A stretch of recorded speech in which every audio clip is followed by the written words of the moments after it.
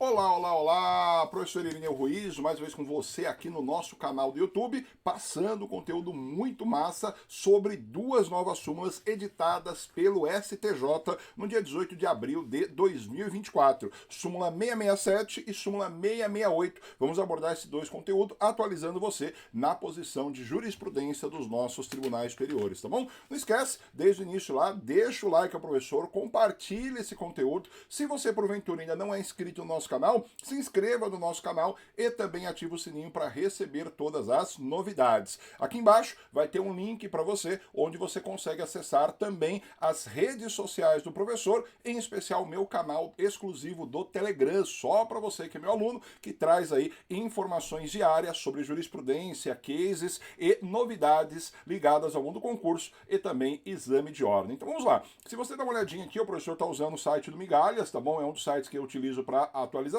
A terceira turma do STJ aprova duas novas súmulas ontem, dia 18 de abril de 2024, tá bom? Vamos lá, as duas súmulas são essas, ó. Primeiro, 667, eventual aceitação da proposta de suspensão condicional do processo não prejudica a análise do pedido de trancamento da ação penal. Primeira súmula. Segunda súmula.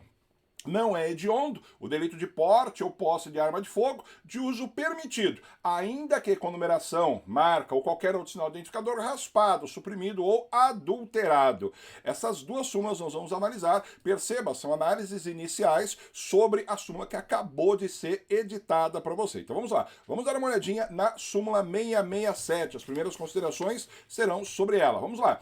Eventual aceitação de proposta de suspensão condicional do processo não prejudica a análise de pedido de trancamento da ação penal. Então, para você entender a súmula 667, você tem que entender dois elementos, dois pontos importantes. Primeiro, a suspensão condicional do processo e o segundo é o trancamento da ação penal, tá bom? Entenda você que tanto a suspensão quanto o trancamento da ação penal, eles vão ocorrer no mesmo processo. Então, vamos lá, vamos entender aqui. Quando nós falamos da suspensão condicional do processo, eu estou falando do artigo 89 dentro da Lei 9.099. Então vamos lá. A suspensão condicional do processo, ela é um instituto chamado Instituto Despenalizador dentro da nossa Lei 9.099, que vai ser aplicado em qualquer rito, rito comum sumário, sumaríssimo, ou rito comum sumário, sumaríssimo, ou até mesmo no rito comum ordinário, desde que preencha os requisitos do artigo 89 da Lei 9.099. Então vamos lá. Como é que nós chegamos aqui na suspensão condicional do processo? Então vamos lá.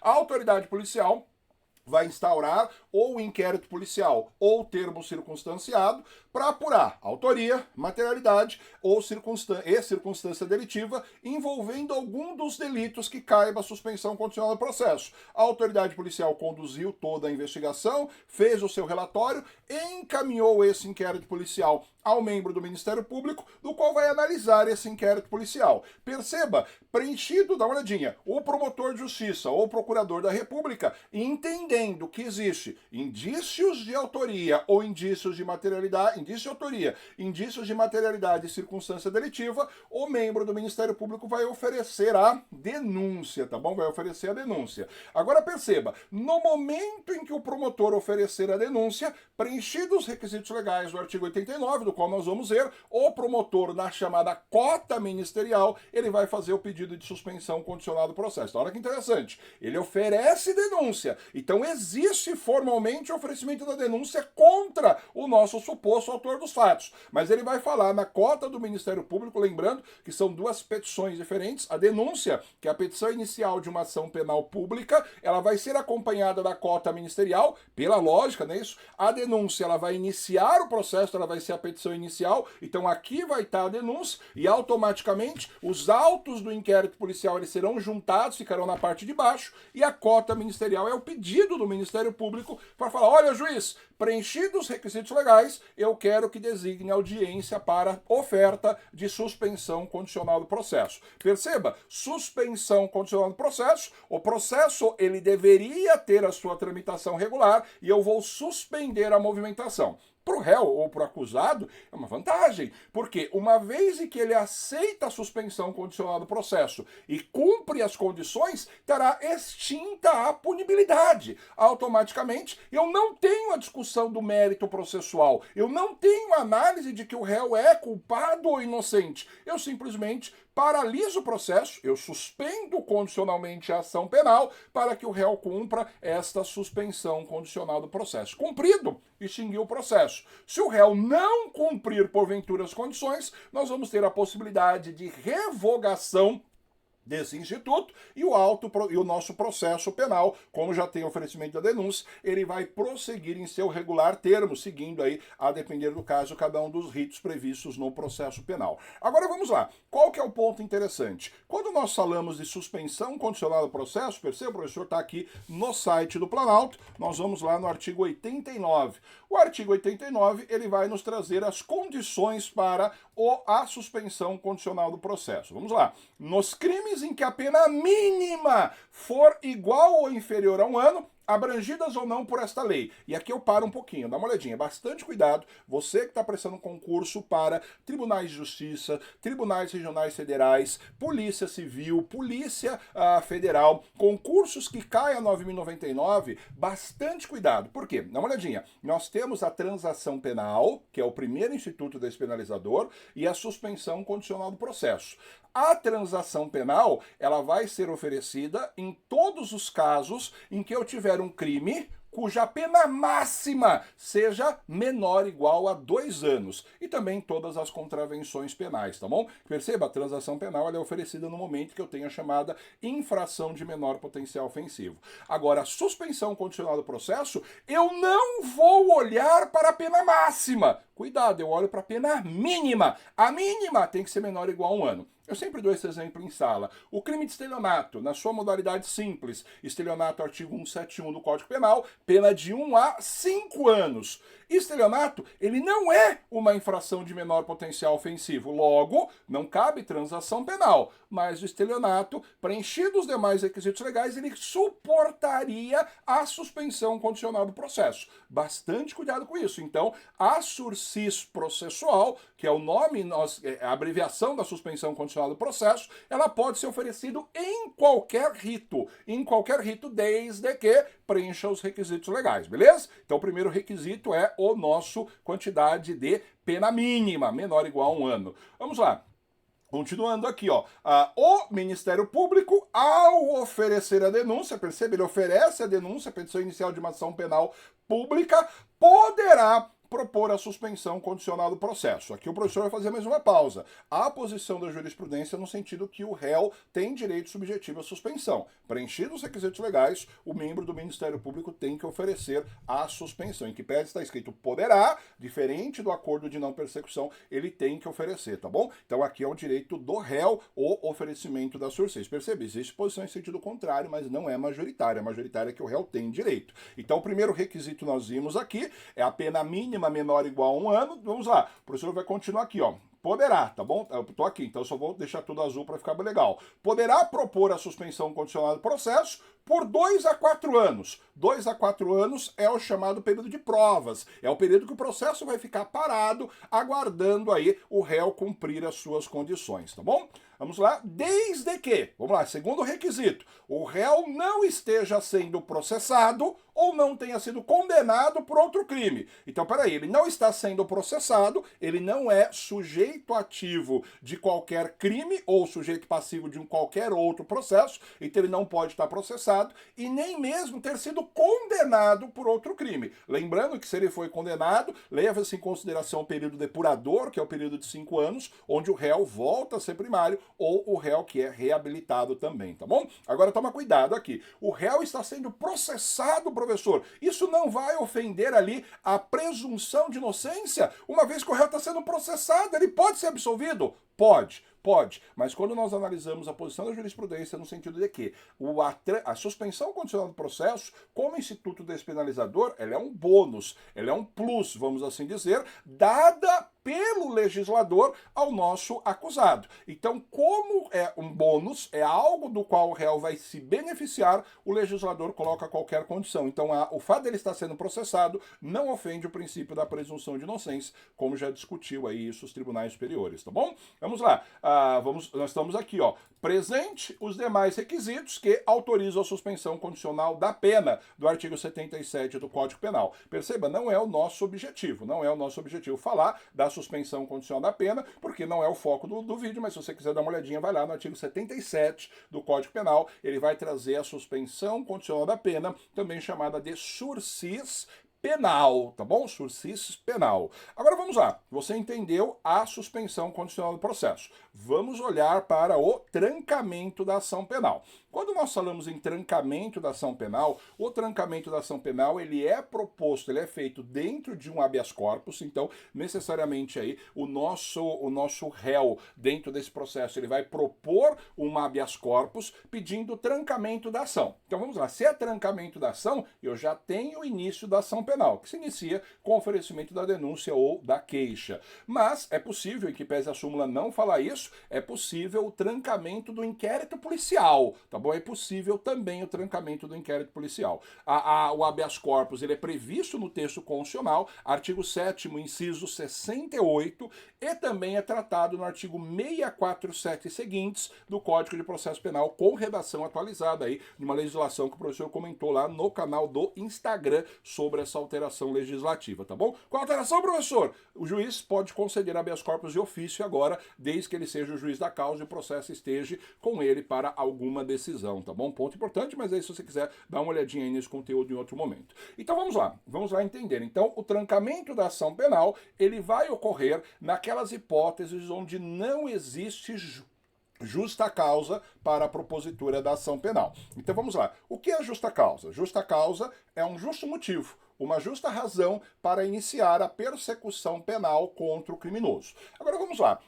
Para iniciar a persecução penal, eu tenho que oferecer denúncia ou queixa, se for uma ação penal privada. Para oferecer denúncia, eu tenho que ter indícios de autoria, indícios de materialidade e tenho que ter também a circunstância delitiva. Autoria, materialidade e circunstância delitiva. O que nós vamos ter aqui? Autoria, materialidade e circunstância. Perceba, não é certeza que o réu fez, vigora aqui a presunção de inocência, mas eu tenho elementos mínimos de que ele é o autor, indício de autoria, elementos mínimos probatórios que comprovam que esta pessoa praticou a infração e, por último aqui, indícios mínimos de circunstância, como ocorreu o delito. Então, tendo justa causa, iniciaremos aí a ação penal. Então, só para você saber aqui, então o promotor ou procurador oferece a denúncia, os autos do processo serão remetidos ao magistrado para ele fazer análise. Nesse primeiro momento, nós estamos sobre o artigo 395 do Código de Processo Penal, do qual o juiz vai analisar a petição inicial da ação pública ou privada, dependendo do caso,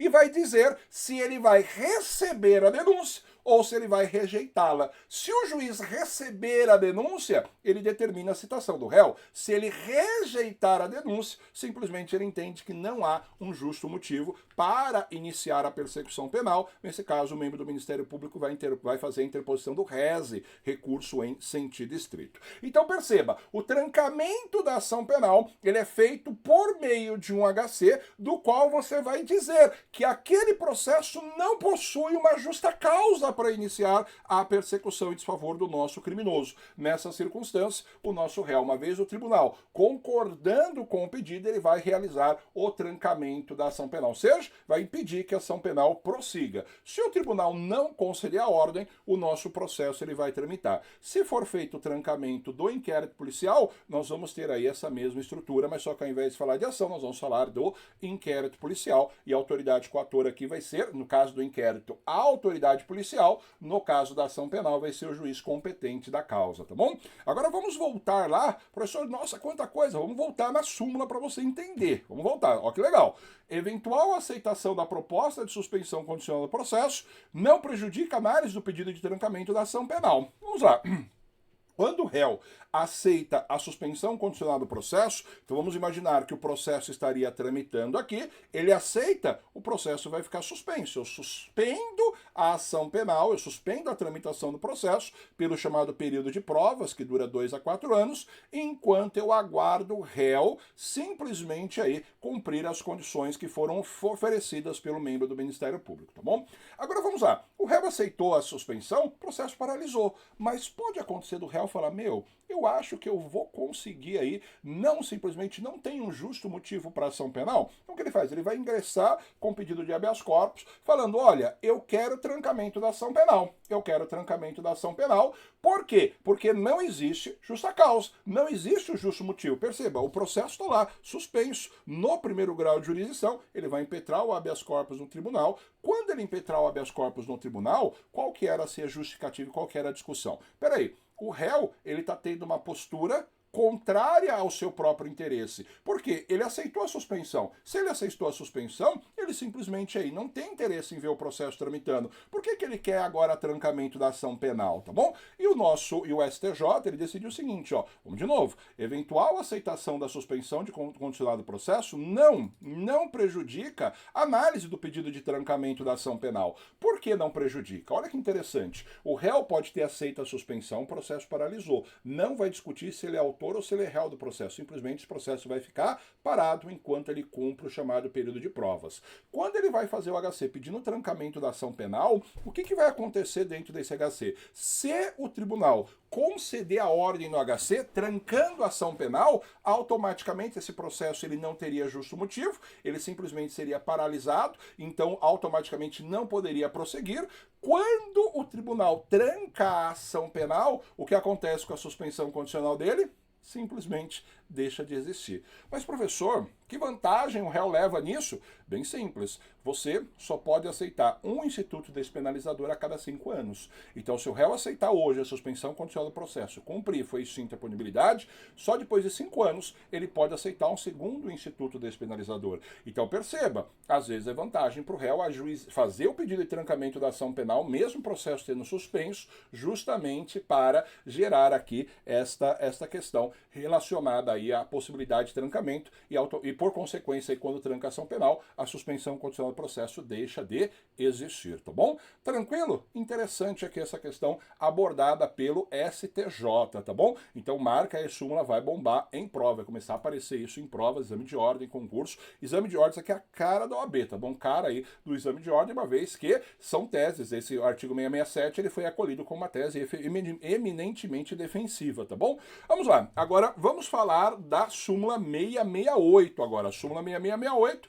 ela fala o quê? Não é hediondo o delito de porte ou posse de arma de fogo de uso permitido, ainda que com numeração, marca ou qualquer outro sinal identificador raspado, suprimido ou adulterado. Vamos lá, aqui uma questão muito legal, perceba, o nosso vídeo aqui, ele é o vídeo focado em concurso público e exame de ordem, tá bom? Não é um vídeo, pode ser utilizado também se você quiser exercer advocacia tudo, só que o estudo aí precisa ser um pouco mais aprofundado sobre as normas que dizem quais são as espécies e os tipos de arma, tá bom? Então vamos lá, de uma forma muito singela, perceba, eu não vou entrar nas resoluções, não vou entrar na questão relacionada aí à norma penal em branco, dizendo quais são as armas permitido, restrito ou proibido. Não vou. Então eu vou te passar isso de uma forma muito sutil e deixo muito claro que isso aqui não é perfeito, tá bom? É para você ter uma base, para você enxergar o que eu estou falando, tá bom? Mas o assunto ele é mais profundo do que isso se você for estudar as resoluções. Eu não vou entrar na resolução que não é objeto do vídeo, tá bom? O objeto do vídeo é atualizar a jurisprudência. Então nós temos 3 grupos de arma: arma de fogo de uso permitido, arma de fogo de uso restrito e arma de fogo de uso proibido. Então, arma de fogo de uso permitido, de uma forma muito sutil, por favor, tome cuidado com isso aqui. A arma de fogo de uso permitido é aquela que qualquer pessoa consegue tirar, tá bom? Qualquer um de nós pode ter. Então é permitido que a população tenha arma de fogo, desde que você tire ali o porte de arma de fogo seguindo as regras do Estatuto de Desarmamento. De uma forma singela, é mais profundo do que isso. A arma de fogo de uso restrito, ele é arma de fogo eminentemente da segurança pública. Então é utilizado por membros da segurança pública. Volto a falar, não é só isso, mas é só só para você ter uma visão. E arma de fogo de uso proibido, arma de outro uso proibido é aquela que ninguém pode ter, a não ser ali as Forças Armadas em casos excepcionais, tá bom? Também não é isso, é mais profundo do que isso, mas só para você ter uma visão, tá bom? Só para você enxergar essa questão. Agora, qual que é a grande confusão? Por que que isso aqui gera tanta discussão dentro do nosso ordenamento jurídico? Isso aqui cai direto em concurso de segurança pública, principalmente Polícia Civil de Estado, tá bom? Vamos lá, vamos entender essa questão aqui desafiadora. O professor vai compartilhar com você aqui, ó, o Estatuto do Desarmamento. Nós vamos no artigo 12, tá bom? O artigo 12, ele trata da posse irregular de arma de fogo de uso permitido. Posse irregular de arma de fogo de uso permitido. Então você está na posse. E só para adoçar aí a curiosidade pessoal da segurança pública, né? E concurso público, posse não se confunde com porte. A posse é você ter a arma de fogo na sua casa ou nas dependências dela, ou você ter a arma um estabelecimento comercial, desde que você seja o responsável proprietário ou responsável por ele, tá? Esses dois locais, apenas esses dois é posse, tá bom? Depois, você vai ter aqui, ó, o professor vai descer a nossa tela, você vai ter o 14, o artigo 14. Porte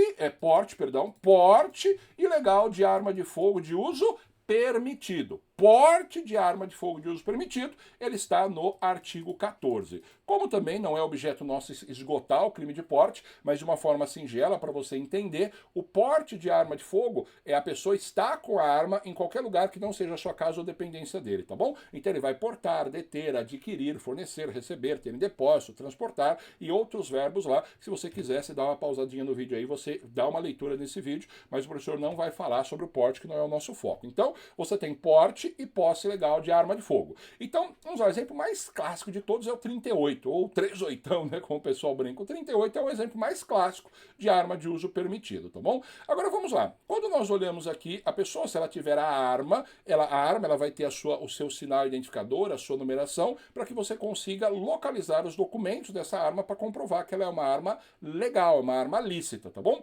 Entretanto, existe um crime dentro do nosso Estatuto de Desarmamento, que é o crime da pessoa que possui a arma de fogo, mas essa arma de fogo ela está com a numeração suprimida, raspada por algum motivo. Então você pega a arma de fogo, no local onde tinha o símbolo, o sinal identificador, ou a numeração, ela está raspada. Então é arma raspada ou arma pinada, como o pessoal fala, tá bom? Agora vamos lá, olha que interessante, acompanha essa discussão aqui, ó. Olha onde eu estou no artigo 16. Lembrando que essa redação ela é de 2019, ó. Posse ou porte legal de arma de fogo de uso restrito. Então, o caput do 16 fala da posse, que é a arma em casa, o porte, que é a casa ou empresa, e o porte, que é a arma em qualquer outro lugar, mas aqui é a arma de uso restrito, de uma forma muito singela, a arma utilizada pela segurança pública. Entretanto, ó, o parágrafo 1º, que é também resultado do artigo 19, em seu inciso 4, olha que legal, ele traz para nós, ó, portar ou possuir, adquirir, transportar ou fornecer a arma de fogo com numeração, marca ou qualquer outro sinal identificador raspado, suprimido ou adulterado. O parágrafo 1º do artigo 16, ele era entendido pela doutrina como sendo, e a doutrina e a jurisprudência seguindo no mesmo sentido, como envolvendo qualquer arma. Se eu tivesse arma de uso permitido, restrito ou proibido e ela tivesse com a numeração raspada, suprimida ou adulterada, eu estaria no artigo 16, parágrafo 1º. Então perceba, volta aqui, ó. O parágrafo 1º, ele se aplicaria a todos os tipos de arma, permitido, restrito e proibido. Mesmo o caput falando apenas da arma restrita. Professor, e a arma de uso proibido está onde? Calma, a arma de uso proibido, ela está no artigo 16, parágrafo 2º, ó. A conduta descrita no caput no parágrafo, se envolver arma de fogo de uso proibido, a pena é de reclusão de 4 a 12. Então aqui nós estamos diante de uma modalidade qualificada do delito. Beleza, professor? Entendi aí essa discussão se a arma raspada, e aqui é a grande questão, a arma de fogo raspada, suprimida ou adulterada, sendo de uso permitido, ela está no 16, parágrafo 1º, inciso 4.